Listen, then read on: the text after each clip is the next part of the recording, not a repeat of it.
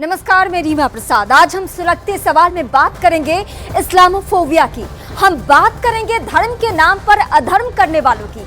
हम बात करेंगे उस हमास की जिसे अमेरिका और यूरोपियन यूनियन ने आतंकवादी संगठन घोषित कर रखा है और जो ये मानता है कि इजराइल का पूरा इलाका, गाजा और वेस्ट बैंक, ये सब फिलिस्तीन का ही है और फिलिस्तीन को एक इस्लामिक राष्ट्र बनाने की लड़ाई लड़ रहा है। लेकिन इस युद्ध ने दुनिया भर में अलग ही नाराजगी को जन्म दे दिया है, जिसका असर देखने को मिला अमेरिका के इलिनॉय में, जहां एक फिलिस्तीनी परिवार पर हमला किया गया और एक 6 साल के बच्चे को मौत के घाट उतार दिया गया। आरोप तो ये लग रहा है कि हमास और इजराइल युद्ध की वजह से इस्लाम और इस्लामिक आस्था वाले लोगों से नाराज 71 साल के एक आदमी ने उन पर हमला किया था और 6 साल के बच्चे को 26 बार, फिर से सुनिए आप, क्या हो रहा है युद्ध के माहौल में, 26 बार एक मासूम बच्चे को चाकू मारे गए हैं, वो भी महज 6 साल के।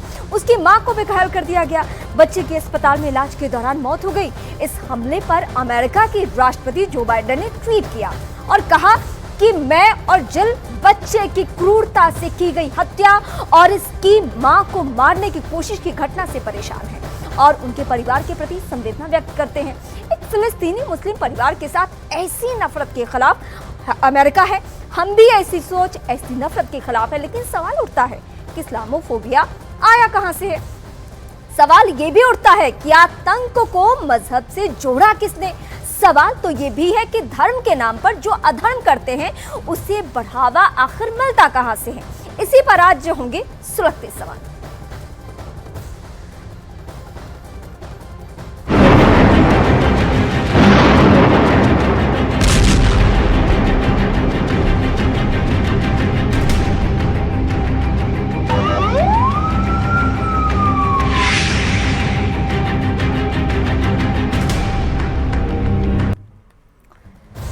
मेहमान हमारे साथ इस वक्त कौन कौन है, सबसे पहले उनका परिचय करवा दूं, फिर मैं सवालों की फहरिस्त सबके सामने रखूंगी। ब्रिगेडियर रिटायर्ड विनोद रक्षा विशेषज्ञ हैं मेरे साथ।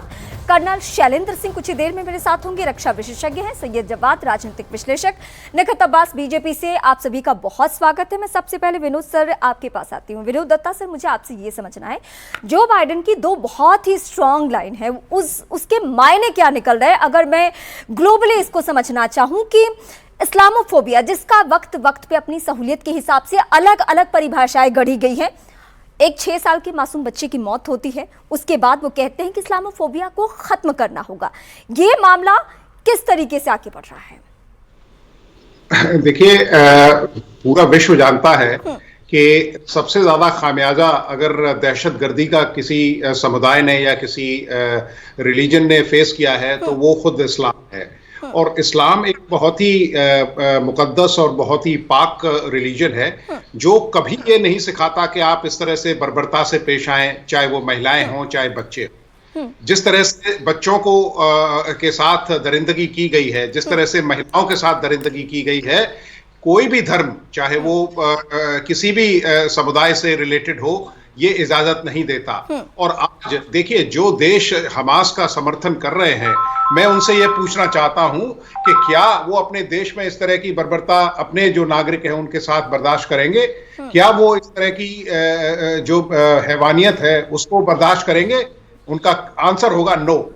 तो पूरे समस्त विश्व को अब ये चाहिए कि वो सब इकट्ठे होके इस बर्बरता के प्रति लड़ें। किसी विशेष समुदाय के खिलाफ ये लड़ाई नहीं है। अमेरिका भी यही कह रहा है और इजराइल ने भी अपने अस्तित्व के लिए की है। इसकी इफ्तिदा आप देखिए हमास ने शुरू की है। इजराइल शांति पूर्वक रह रहा था और पूरे जितने भी देखिए आप अरब कंट्रीज हैं या जो फिलिस्तीन है उसके बात को भी सर, ये बहुत दुर्भाग्यपूर्ण है, लेकिन ये सच्चाई है कि आतंकवाद की भी परिभाषा राजनीति ने अपने अपने हिसाब से गढ़ी है। उसमें धर्म का एंगल, मजहब का एंगल आ ही जाता है ना चाहते हुए भी, और यही आज मुझे समझना भी है। मैं सबसे पहले अपने 2 रक्षा विशेषज्ञ जो है उनका रुख करूंगी, उसके बाद जो राजनीतिक विश्लेषक और बीजेपी से लीडर है उनका रुख करूंगी। तो अब मैं कर्नल शैलेंद्र सिंह आपसे समझना चाहती हूँ कि ये सच है कि इस्लामोफोबिया का मामला अलग अलग देशों में अलग अलग तरीके से आया, भारत में भी इसको लेकर अलग अलग तरीके से अलग अलग राजनीतिक पार्टियां बात करती हैं। अगर जो बाइडेन ये कह रहे हैं और पीएम मोदी का कुछ ही दिन पहले स्टेटमेंट भी आया था कि आतंकवाद के मुद्दे पर एक होना होगा, जो बाइडेन कुछ और लाइन लेकर चल रहे हैं, क्या वाकई जो बाइडेन कह रहे हैं उस तरीके से कोई ग्लोबली एक हो पाएगा? मुझे नहीं लगता कि ग्लोबली एक हो पाएगा, क्योंकि आपने बिल्कुल सही फरमाया, हर एक की परिभाषा टेररिज्म की अलग अलग है, आतंकवाद की बिल्कुल अलग है। लेकिन मुझे एक ये जानना चाहिए जरूरी कि ज्यादातर की क्या है, ज्यादातर इस्लाम को टेररिज्म से क्यों जोड़ रहे हैं? कोई तो रीजन होगा, ऐसे नहीं हो सकता। ये इलियोनस में जो 6 साल के बच्चे के रेफरेंस की बात है, मैं भी कहूंगा कि ये बर्बरता से भी बढ़कर है। मैं क्रिटिसाइज करता हूँ, कंडेम करता हूँ, जिसने भी करी हो। 26 बार अगर अटैक करा हो या एक बार भी करा हो, गलत है, और हम गलत को गलत बोल सकते हैं। लेकिन मैं ये जरूर जानना चाहूंगा कि हमास ने जो किया है वो क्या अच्छा किया है? क्या पैलेस्टीनियंस जो कर रहे हैं सेलिब्रेशन, एक अटैक होना कोई बड़ी बात नहीं टेररिस्ट का, क्या वो अच्छी बात है? पूरा का पूरा इस्लामिक ब्लॉक इस पर मिलकर बात करना चाह रहा है, क्या ये अच्छी बात है? देखिए, जब हम इस्लाम की बात करें तो या तो हम सही भगवान और गॉड की बात करें, और या इस्लाम के विस्तार की बात करें, नॉन टॉलरेंस की बात करें, अपने ही चीज को सबसे बड़ा मानकर चले। तो क्या आपको लगता नहीं है कि दुनिया इसके खिलाफ आएगी? मुझे लगता है इस्लाम की सबसे बड़ी गलती यही है कि वो अपने इस्लाम को गलत। ठीक है सर, मैं आपके पास से आती हूँ, मैं निखत अब्बास आपके पास आऊंगी। वाकई ये सच्चाई है और बड़ी बात सर ने कही भी कि इस पे एकता हो भी नहीं सकती है। लेकिन जो बाइडेन का स्टेटमेंट है, या भारत में भी हम देखते हैं कि जब भी आतंकवादी पकड़े जाते हैं, धर्म का एंगल ना चाहते हुए भी आ ही जाता है। आज आपका जो बाइडेन के बाद क्या स्टेटमेंट होगा? रीमा जी, जो अमेरिका में आज हुआ है वो निसंदेह भारत में भी कल हो सकता है, और मैं कारण बताती हूँ क्यों।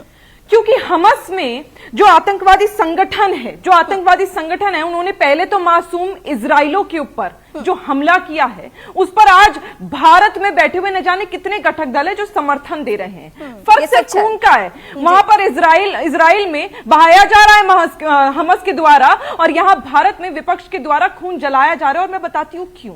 क्योंकि आप देखिए, मसअद हसन यूसुफ ये हमस के फाउंडर के बेटे हैं, और इन्होंने एक इंटरव्यू दिया, और आप ही के सिस्टर चैनल CNN पर इन्होंने इंटरव्यू दिया, और इंटरव्यू में इन्होंने इस बात को स्पष्ट किया कि किस प्रकार हमस को ना ही फलस्तीन और ना ही इजराइल के लोगों से फर्क पड़ता है, ना ही उनकी जिंदगियों से कोई लेना देना है। उनका सिर्फ एक ही उद्देश्य, और उद्देश्य ये है कि किसी प्रकार सारी सिविलाइजेशन को खत्म कर उन्हें इस्लामिस्ट खिलाफा बनाना है।